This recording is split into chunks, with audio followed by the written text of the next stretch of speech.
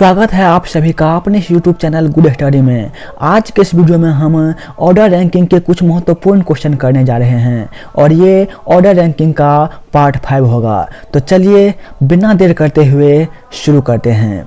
पहला क्वेश्चन में कहा गया है x y से बलवान है और y z से बलवान है।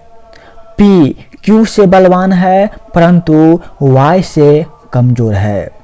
Q Z से बलवान है। बताएं कि इन सभी में सबसे कमजोर कौन है। हमें यहाँ पर सबसे कमजोर कौन है उसके बारे में पता करना है। इसे हम कैसे बनाएंगे? तो सबसे पहले हम क्या करेंगे, जो बलवान होगा उसको आगे लिखेंगे और जो कमजोर होगा उसे उसके पीछे लिखेंगे। तो यहाँ पर देखते हैं पहला लाइन में दे रखा है x y से बलवान है, अर्थात x जो है क्या है, बलवान है। किससे है? y से बलवान है। फिर आगे कहा गया है कि y z से बलवान है। y क्या है? z से बलवान है, अर्थात z जो है ये कमजोर होगा y से। फिर आगे देखते हैं p q से बलवान है। इसमें कौन बलवान है? P बलवान है, लेकिन इसका जो है ये इस लाइन से कोई संबंध नहीं है अभी तक के लिए। P क्या है? Q से बलवान है। तो यहां पर हम लिखेंगे P बलवान हुआ किससे होगा? Q से होगा। फिर कहा गया है परंतु Y से कमजोर है। P जो है क्या है? ये Y से कमजोर है, अर्थात Y के पीछे में रहेगा P। फिर कहा गया है Q Z से बलवान है। Q जो है ये Z से बलवान है, अर्थात Z जो होगा ये Q से क्या होगा? कमजोर होगा। तो Z हो गया Q से पीछे। फिर कहा गया है बताएं कि इन सभी में सबसे कमजोर कौन है। तो कमजोर कौन होगा? जो सबसे पीछे होगा। सबसे पीछे कौन है? Z है। तो Z दोस्तों इसका राइट आंसर होगा। ऑप्शन नंबर बी क्या होगा? Right answer. दोस्तों ऑर्डर रैंकिंग के 4 पार्ट पहले ही करवा दिए गए हैं और सभी पार्ट में अलग अलग टाइप के क्वेश्चन डाले गए हैं। उनका लिंक डिस्क्रिप्शन में दे दिया गया है, तो वहां से आप वो सभी देख सकते हैं। यदि आपको वीडियो पसंद आ रहा हो तो एक लाइक जरूर कर दीजिएगा। अगला क्वेश्चन देख लेते हैं। 5 लड़कों का बौद्धिक स्तर ज्ञात करने के लिए मनोवैज्ञानिक परीक्षण किया गया। मनोवैज्ञानिक के रिपोर्ट के अनुसार लड़का A लड़के B से कम बुद्धिमान है। तो इसमें भी हम क्या करेंगे? वैसे ही करेंगे। जो ज्यादा बुद्धिमान होगा उसको आगे लिखेंगे, जो कम बुद्धिमान होगा उसको हम पीछे लिखेंगे। तो क्या कहा गया है? लड़का A जो है लड़का B से कम बुद्धिमान है, अर्थात B जो है क्या होगा? अधिक बुद्धिमान होगा। B हो गया आगे। फिर A कहाँ होगा? A होगा B के पीछे में, क्योंकि A क्या है? B से कम बुद्धिमान है।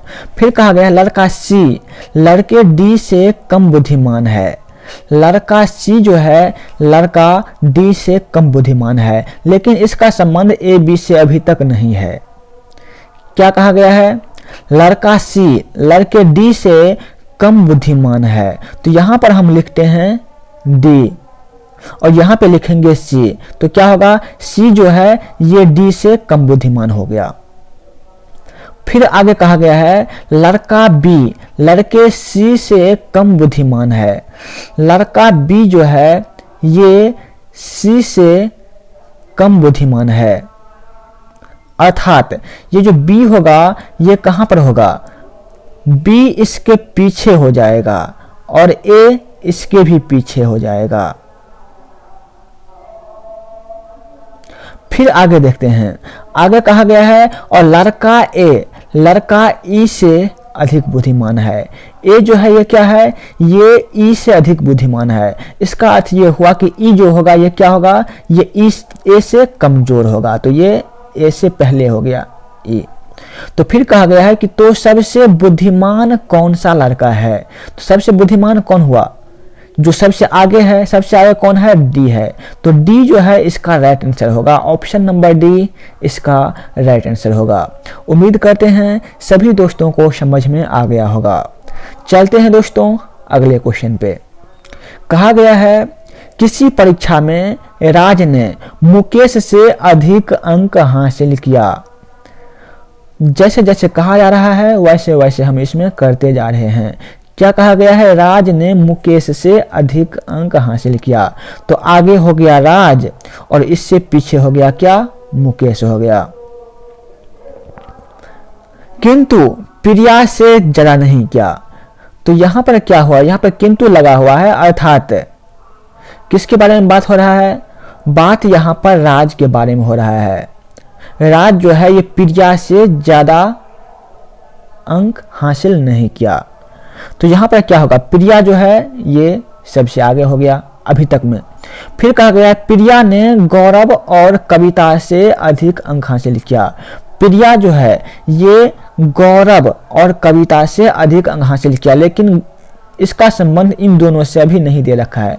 तो यहां पर हम कहीं लिख लेते हैं गौरव और कविता।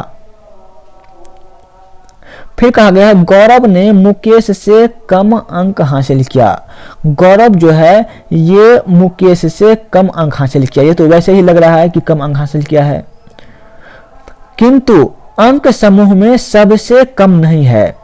तो यहां पर जी और के, अर्थात जी का अर्थ गौरव, के का अर्थ कविता, इन दोनों में ये नहीं कहा गया था कि इन दोनों में कौन जो है ये अधिक अंक हासिल किया है, लेकिन आगे लाइन में कहा गया है कि गौरव जो है ये अंक तालिका में सबसे कम नहीं है, अर्थात ये कविता है ये सबसे कम होगा।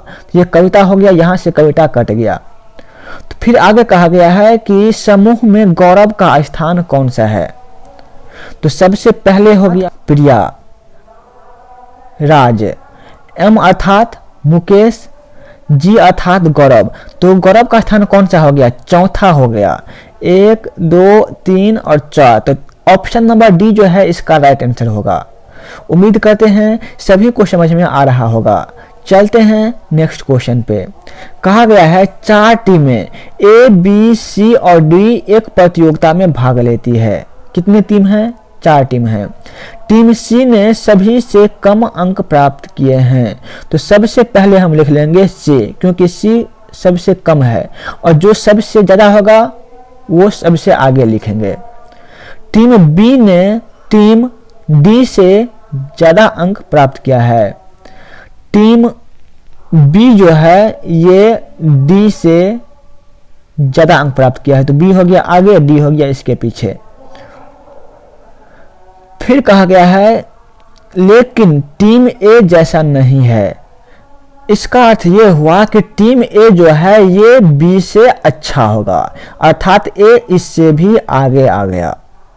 फिर कहा गया है चारों टीम में तीसरी अधिक अंक प्राप्त करने वाली टीम कौन सी है? तो यहां पर देख लेते हैं, पहला हो गया, दूसरा हो गया, तीसरा हो गया। तो तीसरा नंबर पे कौन हो गया? डी। तो ऑप्शन नंबर जो है डी इसका राइट आंसर होगा, टीम डी होगा। चलते हैं दोस्तों अगले क्वेश्चन पे। 6 छात्र ए, बी, सी, डी, ई और एफ एक क्षेत्र में बैठे हैं। ए और बी दिल्ली से है, ए और बी जो है कहां से है? डी दिल्ली से है। आगे कहा गया है जबकि शेष बेंगलोर से हैं। तो बेंगलोर से कौन सा हो जाएगा? सी, डी, ई, एफ। फिर आगे देख लेते हैं डी और एफ लंबा है। डी और एफ जो है ये क्या है? लंबा है, अर्थात टॉल। फिर आगे कहा गया है जबकि दूसरे छोटे हैं। डी एफ को छोड़ करके सब क्या होगा? छोटा होगा। फिर कहा गया है कि ए, सी और डी लड़कियां हैं। तो लड़कियां कौन सब है? ए, सी और डी। तो यहां पर लिखते हैं ए, सी और डी जो है ये क्या है? गर्ल्स है। तो फिर कहा गया है कि जबकि अन्य लड़के हैं। तो बेंगलोर से सबसे लंबी लड़की कौन है? तो यहां पर लड़की की बात हो रही है, तो या तो ए होगा या सी होगा या फिर डी होगा। बात हो रहा है बेंगलोर की, तो बेंगलोर से कौन होगा? या तो सी होगा, डी होगा या ई होगा या एफ होगा। तो यहां से ए जो है ऑप्शन कट गया। फिर आगे देखते हैं, यहाँ पे लंबा का बात हो रहा है, तो लंबा कौन है, टॉल कौन है, डी और एफ। तो इसमें से सी नहीं होगा, राइट आंसर हो जाएगा डी। डी कहाँ पर दे रखा है, ऑप्शन नंबर डी में दे रखा है, तो ऑप्शन नंबर डी जो है इसका राइट आंसर होगा। चलते हैं दोस्तों नेक्स्ट क्वेश्चन पे। कहा गया है विजय के पास राहुल और मनोज दोनों के संयुक्त धन से अधिक धन है। पहले हम इतना को सोल्व कर लेते हैं। कहा गया है कि विजय के पास राहुल और मनोज दोनों के संयुक्त धन से अधिक धन है, तो यहां पर हम लिखेंगे राहुल प्लस करेंगे क्या, मनोज। तो राहुल और मनोज को जोड़ देने से क्या होता है, इससे भी अधिक होता है विजय का, तो यहां पे हो गया विजय। फिर आगे कहा गया है रोहित के पास विजय और राहुल दोनों के संयुक्त धन से अधिक धन है, तो क्या हो गया विजय और राहुल। यदि हम विजय को भी जोड़ देते हैं और राहुल को भी जोड़ देते हैं तो इससे आगे क्या होगा, इससे आगे होगा दोस्तों रोहित। तो यहाँ पर क्या होगा, रोहित जो है इसको हम सबसे आगे लिख देंगे, रोहित हो गया विजय से भी आगे। फिर आगे कहा गया है मनोज के पास राहुल से अधिक धन है, ये हो गया मनोज, ये हो गया राहुल। कह रहा है कि मनोज के पास जो है ये राहुल से अधिक धन है, तो यहाँ पर दिख ही रहा है राहुल को कम होगा मनोज को अधिक होगा, तो मनोज आगे है राहुल कम है। और इससे होगा आगे क्या, विजय होगा, क्योंकि विजय के पास कितना है, मनोज और राहुल दोनों के धन से ज्यादा है। और इससे भी आगे कौन होगा, रोहित होगा, क्योंकि इसके पास कितना है, विजय और राहुल दोनों के पास जितना धन है उससे आगे। तो फिर क्वेश्चन में कहा गया है कि किसके पास सबसे कम धनराशि है, तो यहां पर देख लीजिए दे रखा है राहुल, तो राहुल जो है इसके पास सबसे कम धनराशि है। क्यों है, क्योंकि राहुल के पास मनोज से भी कम धन है, और मनोज से ज्यादा किसके पास है, विजय के पास है, और विजय से ज्यादा है रोहित के पास। तो राइट आंसर होगा ऑप्शन नंबर सी राहुल। दोस्तों यदि आप इसी तरह के डेली वीडियो देखना चाहते हैं तो हमारे YouTube चैनल गुड स्टडी को जरूर सब्सक्राइब कर लीजिएगा। आज का सेशन हम यहीं पर समाप्त करते हैं। जय हिंद।